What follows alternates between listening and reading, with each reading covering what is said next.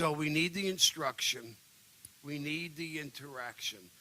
I had one statement here that I wanted to give you, and I can't remember how I wrote it, so I'm going to have to look so I can make sure I quote it correctly.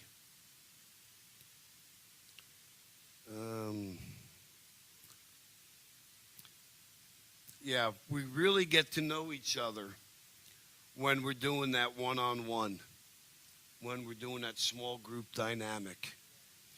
Even some of, Crossroads is my home church. When I'm not out on the road, I'm at Crossroads.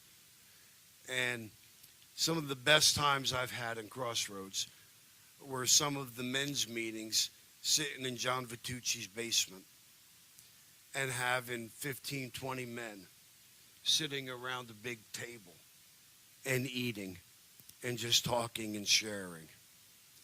We had a guy that played the bass. He's now in glory. He went home to be with the Lord not long ago.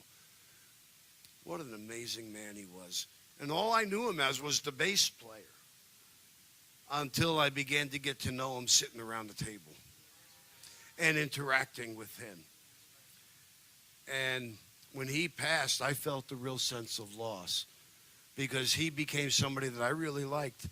And I think it was probably a couple of weeks before he went to glory. I told him, I said, Pat, I have really enjoyed getting to know you, sitting around this table and talking, because you're more than just a bass player. You're a man of substance.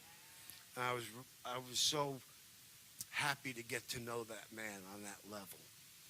And that's why we need these smaller groups, smaller interactions.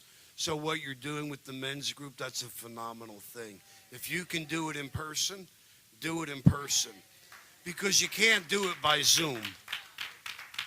Zoom is great, but if you can do it in person, it's much better. And if you can do it over a meal and you can break bread and do it over a meal. That's family. That cements family. Then you become, I don't have to ask if I'm my brother's keeper. I know that I'm my brother's keeper because you forge bonds in a whole new way by the interaction.